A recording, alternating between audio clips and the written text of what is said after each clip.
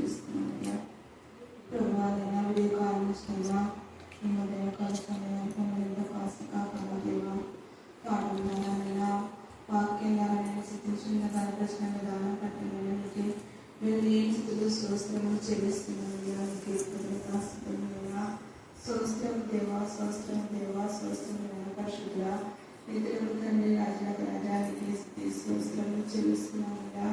అవునైనా వాక్యం చెప్తున్నాను ఆ వాక్యం సార్లు నేనే నడుచుకొని నేనే జీవించుకొని చూడండి అడుగుచున్నామయ్యా. ఏసీ స్వస్థము చెల్లిస్తున్నామయ్యా. నేనైనా మహోత్సవం చేసి ఇది స్థితించి గణపరచడం గురించిన సమయం బట్టి నేను నీకే లేని స్థితులు స్వస్థము చెల్లిస్తున్నాను దేవా. ఈ వేల కాల సమయంలో నేను ప్రభావ చిన్నగా కొన్ని స్థితి ఇష్టపడి గణపరచడం నేను మాకు ఇచ్చిన సమయం బట్టి నేను నీకే ప్రత్యేక ఆశలు స్వస్థలు చెల్లిస్తున్నామయ్యా. ఏసీకి స్వస్థమైనా ఇంకానైనా ప్రభావ సమయంగా అభివృద్ధి చూపుమని అడుగుచున్నాను నీకు ఏ స్థితి స్వస్థలను చెల్లిస్తున్నాను దేవా. ప్రతి బిడ్డనైనా ఆరోగ్యత బాధపరిచినండి కాకమని అడుగుచున్నామయ్యా. నీకే స్థితి స్వస్థలను చెల్లిస్తున్నాను దేవా. మా కొరకునైనా ప్రభువాసులపైన రక్తం కాచిన దేవా. నీకే స్థితి స్వస్థలను చెల్లిస్తున్నాను దేవా. నీకే స్థితి స్వస్థలను చెల్లిస్తున్నాను ప్రభావ. చిన్న బిడ్డలైనా ప్రభావ ప్రతి బిడ్డనైనా పేరు ప్రవేశన దీవించి బలపరచమని అడుగుచున్నాను దేవా. సంతానం ప్రతి సంతానం కలవచ్చు నేను కలుగుతున్న సుఖమైన కాపులు ఇచ్చమని అడుగుచున్నానయ్యా.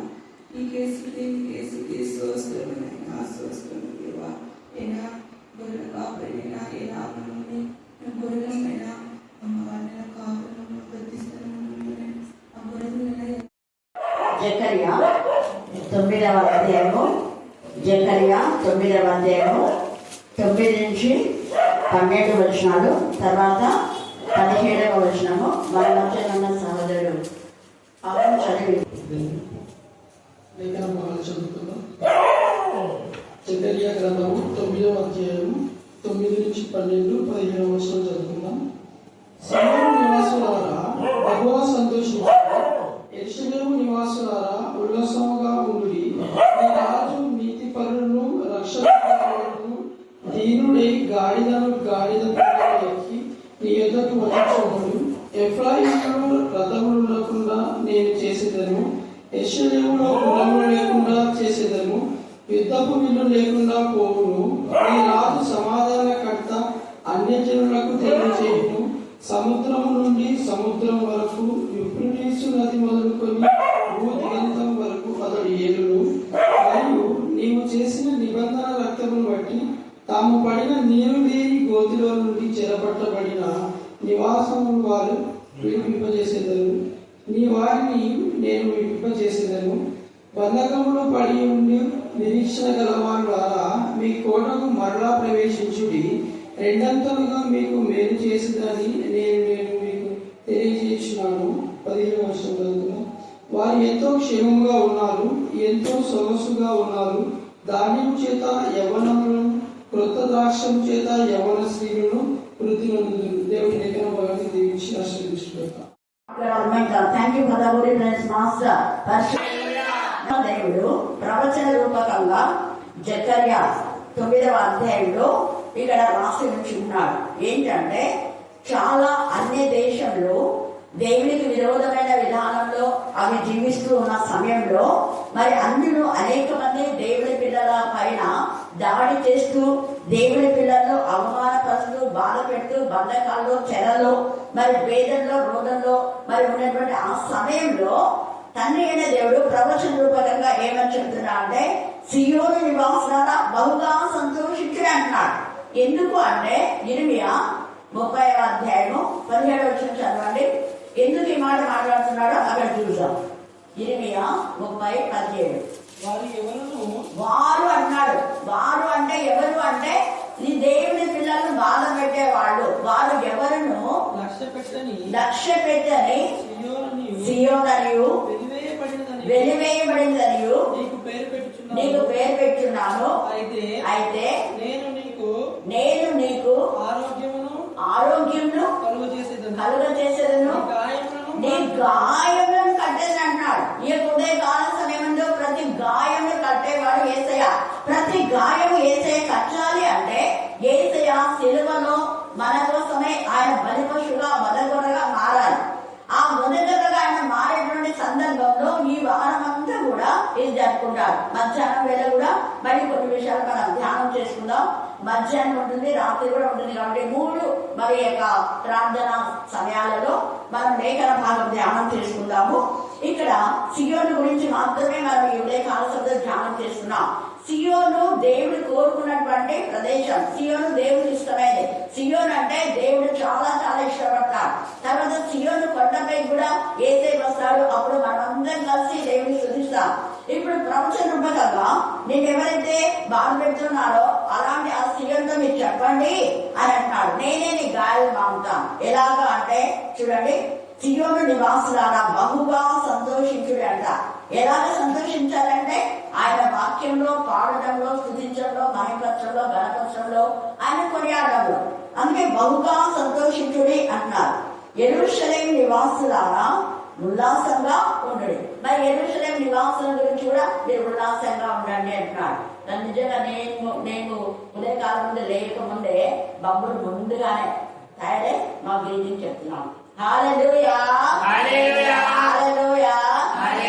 చిన్న వయసులో పిల్లలకు ఎంత యాంగ్జైటీగా ఉన్నారో వాళ్ళు వాక్యాలు చెప్పాలని చెప్పినప్పుడు ఎంతో సంతోషంగా.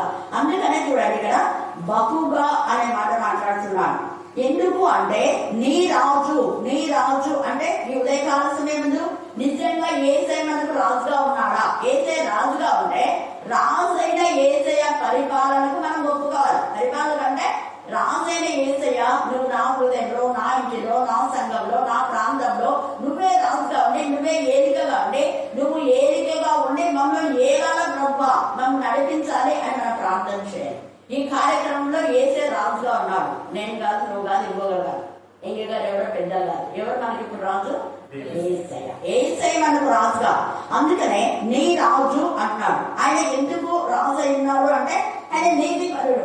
రాజు అయినటువంటి వాడు లేదా ఒక అధిపతి లేదా ఒక కాపరి లేకపోతే ఒక తల్లి, తండ్రి, పెద్దలు ఎవరైనా కానివ్వండి, వాళ్ళ అధికారంలో ఉన్నామంటే వాళ్ళు ఫస్ట్ క్యారెక్టర్ ఏంటంటే నీతి కలిగి ఉండాలి, నీతి పరుడై ఉండాలి. అందుకే రాజు నీతి పరుడును అంటున్నాడు. ఏ రాజు అయితే నీతి పరుడై ఉంటాడో ఆ రాజు సింహాసనం నిరంతరం నిలుస్తుంది అనండి. ఏ రాజు అయితే సరిగా నీతి న్యాయములను అనుసరించారో వాళ్ళ యొక్క సింహాసనం పడగొట్టబడుతుంది. వాళ్ళ అప్ అండ్ డౌన్స్ అవుతారు. వాళ్ళ యొక్క ప్రాంతంలో నెమ్మది సమాధానం ఉండదు. అంతా అల్లి గొడవలు ఇవే. అందుకని ఇక్కడ నీ రాజు నీతి పరుడు అంటున్నాడు. తర్వాత ఏం చేస్తున్నాడు నీ రాజు అంటే రక్షణ కలవాడు కాబట్టి ఇందాక మనం చూసిన ఆయన నీ గాయం ఏం చేస్తున్నాడా మానుకుంటున్నాడు. హల్లెలూయా, హల్లెలూయా, హల్లెలూయా.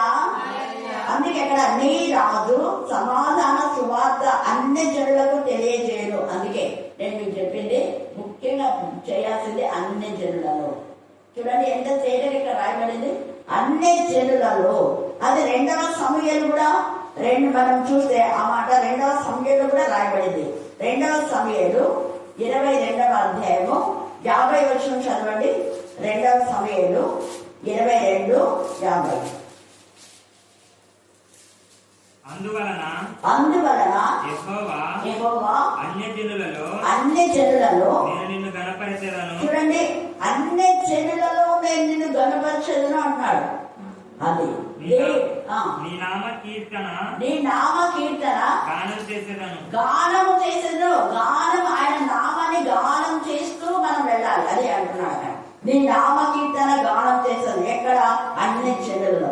ముఖ్యంగా మనం తెలియజేయవలసింది అన్ని జనుల కంటే తెలియని వారికి ఎక్కడ వాక్యాన్ని ప్రకటించాలో అక్కడ వాక్యాన్ని ప్రకటించాలి. హల్లెలూయా, హల్లెలూయా, హల్లెలూయా. ప్రకటించిన ప్రాంతంలో వైపే కాకుండా ప్రకటించని చోట ఎంత తేలిగా ఇక్కడ మాట్లాడుతున్నాం. కాబట్టి ఆయన రక్షణ గలవాడు. తర్వాత ఆయన ధీరుడై. ఆయన ఎందుకు ధీరుడుగా ఉన్నా అంటే మనం కూడా దీనత్వం కలిగి ఉండాలని, మనం కూడా దీన మనసు కలిగి అనేకుల కోసం ప్రార్థన చేయాలి, అనేకుల కోసం రక్షణ సువార్త అందించాలి. మన విశ్వాస సంబంధం మంచి పోరాటంలో రక్త రక్తం కారణంతగా పోరేవాడుగా ఉండాలి అని. అందుకే రక్షణ గలవాడే దీనుడై మళ్ళీ ఏమంటాడు ఇక్కడ, గాడిద పిల్లను ఎక్కి నీ ఎదురు వచ్చుచున్నాడు. ఎఫ్రాయిములో రథంలో ఉండకుండా నేను చేశాను. ఎందుకు?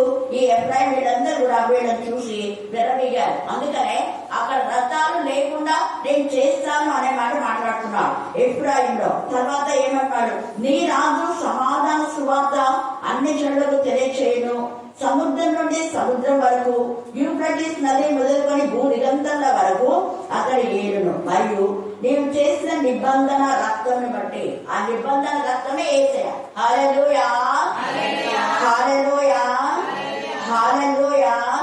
నీవు చేసిన నిబంధన రక్తంను బట్టి తాము పడిన నీరులోని గోతిలో నుండి చెరపట్టబడిన నీ వారిని నేను విడిపించదే అన్నాడు.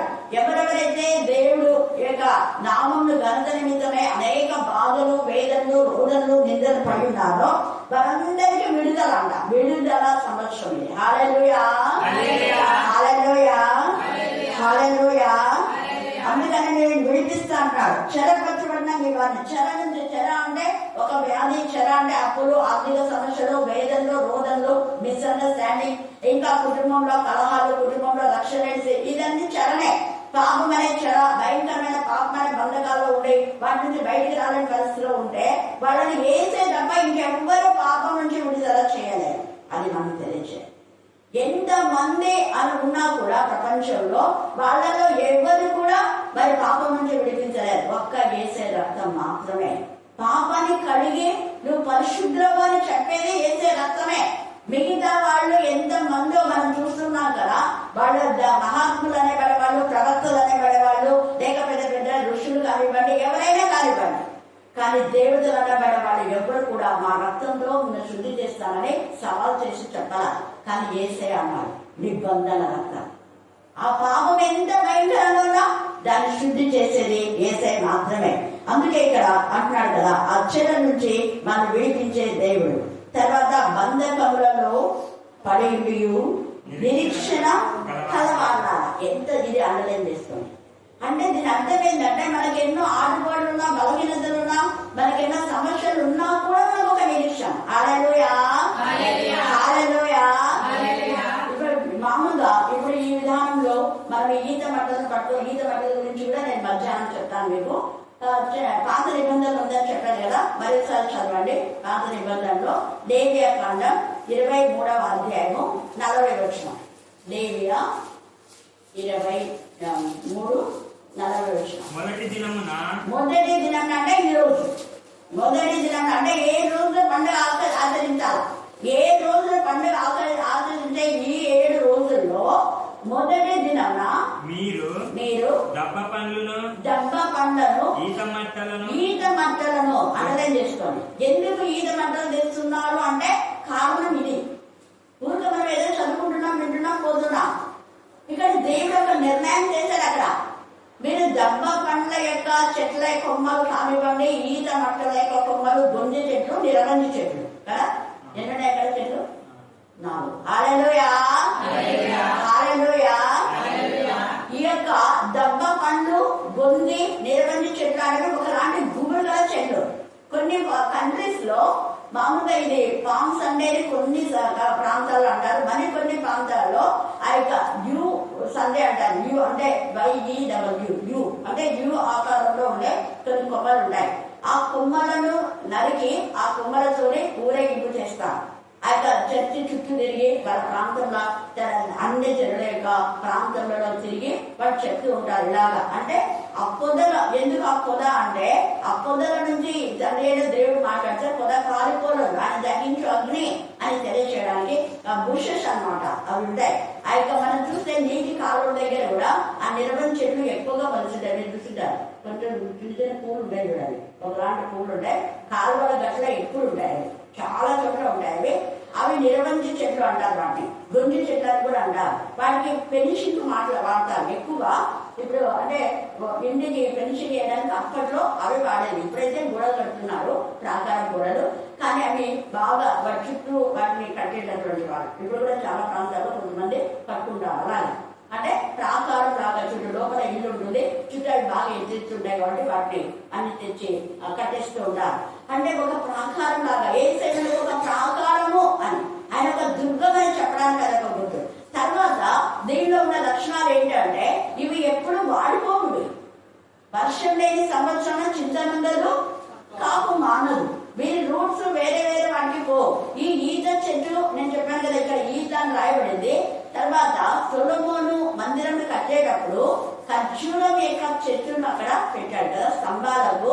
మీరు తర్వాత చదువుకోండి, దేవాలయం కట్టేటప్పుడు ఖర్జూరం యొక్క చెట్టును ఆ యొక్క నడిచి పనితో చేసినట్టుగా మనం చూస్తాం.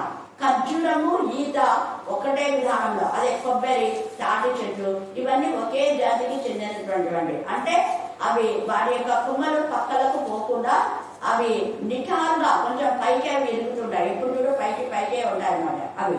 తర్వాత అవన్నీ కూడా యూనివర్సల్ గా ఉంటాయి, చిన్న చిన్న కొమ్మలాగా ఉండవు, వేరువేరుగా ఉండవు అన్ని. ఇప్పుడు అదంతా ఒకటే కదా, అదంతా ఒకటే విధానంలో ఉంటాయి. చిన్న పక్క కొమ్మల నుంచి దానికి ఆకులు అలా ఉండవు, దీని ఆకులు ఒకటే ఉంటాయి, దాంట్లోనే ఎన్నో ఆకులు కలిగి ఉంటాయి. అంటే ఇది ఫెలోషిప్ కు గుర్తు అన్నమాట. క్రీస్తులో అంత కట్టబడినటువంటి వాళ్ళు అనేకంగా దేవుని ఘనపరచడం, దేవుని మహిమపరచడం, దేవుని ఆరాధించడానికి అది ఒక గుర్తుగా ఉంటాయి. అలాగనే యేసయ్యలో మనం నాటబడాలంటే ఒక ఉద్దేశం. ఇలాగా ఇవన్నీ కూడా తండ్రి మనతో ఉన్నాడు కాబట్టి మనం సంతోషించి ఏం చేయాలంట, నిరీక్షణ గల వాళ్ళారా మీ కోటను మరలా ప్రవేశం. మీ కోట ఏసేమనకు అండా కోట. మనం చెప్తున్నా దేవా నీవే నా కొండ నా కోట. కొండల తట్టు నేను కళ్ళెచ్చున్నాను, ఎక్కడి నుంచి సహాయం అంట, యెహోవా వలననే అనే మాట మనం అంటాం. తర్వాత ఏమన్నాడు, రెండంతలుగా నీకు మేలు చేశాను.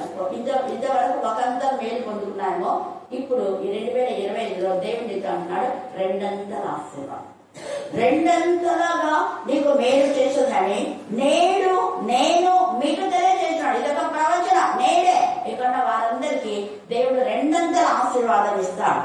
తర్వాత మనం చూస్తే ఈ యొక్క 92:12 కూడా నీతిమంతులు ఖర్జూర వృక్షం వల్ల ఏం చేస్తాడ, మువ్వు వేస్తారు. ఎప్పుడు మీరు చిగురుతూనే మువ్వు వేస్తున్నాడు. మీరు ఇప్పుడు ఎన్ని కట్ చేసినారో ఆ యొక్క ఈత మట్టలు మళ్ళీ అన్ని అవి పైకి వస్తానండి. ఎన్ని కట్ చేస్తే అన్ని వస్తానే ఉంటాయి. కట్ చేస్తున్నాం కదా అని అవి వాడుకో. కొబ్బరి చెట్టు ఎన్ని కట్ చేస్తే మళ్ళీ అవి అన్ని వస్తూనే ఉంటాయి. అలాగా ఇక్కడ నీతి మంతులు కూడా ఖర్జూర వృక్షం లాగా, అంటే వాళ్ళు వృద్ధులైనా కూడా దేవునికి మహిమకరంగా వాడబడతారు అన్న అర్థంతో అక్కడ పరిశుద్ధాత్మ దేవుడు మాట్లాడుతున్నాం. తర్వాత చూడండి 17వ వచనం చదవండి. 17 వారు ఎవరు అంటే సియోను యొక్క రాజు నీతి పరుడని తెలుసుకున్న వాళ్ళు, సియోను రాజే మాకు రక్షకుడు అని తెలుసుకున్న వాళ్ళు, సియోను రాజు దీనుడై ఉన్నాడు, మాకు దీన మనసు ధరింపజేస్తున్నాడు ఎవరైతే విశ్వసిస్తారో నిజంగా ఆయన సమాధానపు రాజు అని గైకున్నటువంటి వాళ్లకు దేవుడు ఎంతో క్షేమంగా ఉన్నారంట. తర్వాత రెండవది ఎంతో సొగసుగా ఉన్నారంట. మూడవది ధాన్యం చేత యవనులను, కొత్త ద్రాక్షారసం చేత యవన స్త్రీలను వృద్ధి నందులు. ఈరోజు చెప్పిన వాక్యం మీకు కొత్తగానే కదా, కొత్తగానే కాదు, కొత్త ద్రాక్షారసంతో నాకు కూడా కొట్టాను. నాకు కూడా కొన్ని విషయాలు దేవుడు మళ్ళా తెలియదు. ఎన్నోసార్లు చెప్పాను, ఎన్ని సంవత్సరాలుగానో ఇది వింటూ ఉంటాం, చెప్తూ ఉంటాం. కానీ ఈ రోజు చెప్పిన విషయాలు చాలా కొత్త. అందుకని ఇక్కడ ఏమంటున్నాంటే కొత్త ద్రాక్షారసము అనే మాటలో ఈ వాక్యము ద్రాక్షారసం గుర్తు, దేవుని యొక్క రక్తానికి గుర్తు ఈ వాక్యము. ఆ వాక్యం మనం చదివి వింటున్నప్పుడు నూతనమైన విషయాలు దేవుడు మనకు తెలియజేస్తారని ఇక్కడ మనం చూస్తున్నాం. కాబట్టి ఈ యొక్క సమయంలో మనం ఆధ్యాత్మికంగా వృద్ధి పొందు ముందుకు వెళ్దాం. దేవుడు ఈ లేఖన భాగాన్ని దీవించి ఆశీర్వదించుగాక.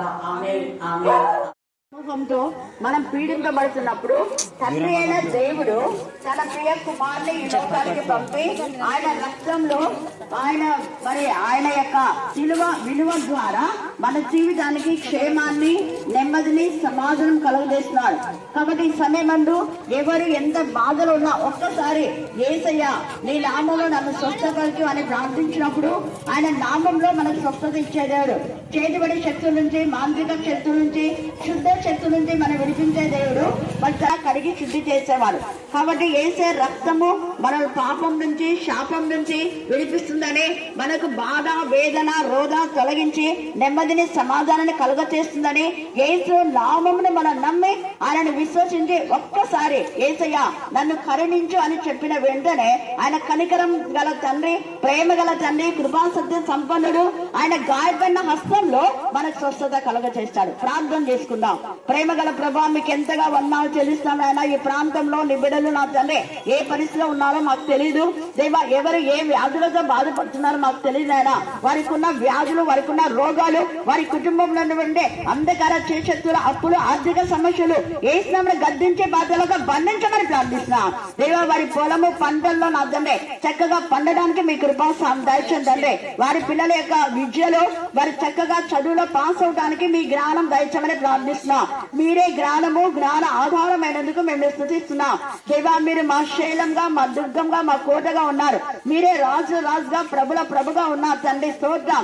మీరు ప్రతి బిడ్డకు నా తండ్రి పాప బంధకం నుంచి నా తండ్రి శరీర బంధకాల నుంచి, అనారోగ్యం నుంచి విడిపించే దేవుడు అనే మీరు సమాధాన కర్త అయినందుకు నేను స్తుతిస్తూ దేవా. మీ నామంను మా తండ్రి ఈ బిడ్డలకు తెలియజేస్తున్నందుకు నేను స్తుతిస్తూ మీ రక్తంలోనే నా ప్రభా నీ బిడ్డలకు శాంతిని, నెమ్మదిని, సమాధానం కలుగజేసి ఈ గృహాల్లో ఎక్కడ దురాత్మ సమూహంలో ఉన్నా వాటన్నిటి నుంచి విడిపించమని ప్రార్థిస్తున్నా. మీకే వందనాలు చెల్లిస్తూ నా జయిస్తున్నామని ప్రార్థిస్తున్నాం తండ్రి. ఆమేన్, ఆమేన్, ఆమేన్.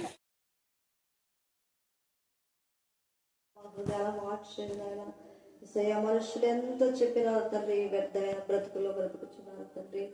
ఏమాత్రం నా తండ్రి భయభక్తులు లేని బ్రతుకులతో ఉన్నారు ప్రభా. యేసయ్య అటు వారు మీరు గద్దించని కృపద ఇచ్చిన ప్రభా. మీకే స్తోత్రం, మీకే స్తోత్రం. వారి వల్ల నాయన ఎన్ని సమస్యలు నాయ తండ్రి, నా తండ్రి సమస్తం నాయన నీకు తెలుసు కదా తండ్రి.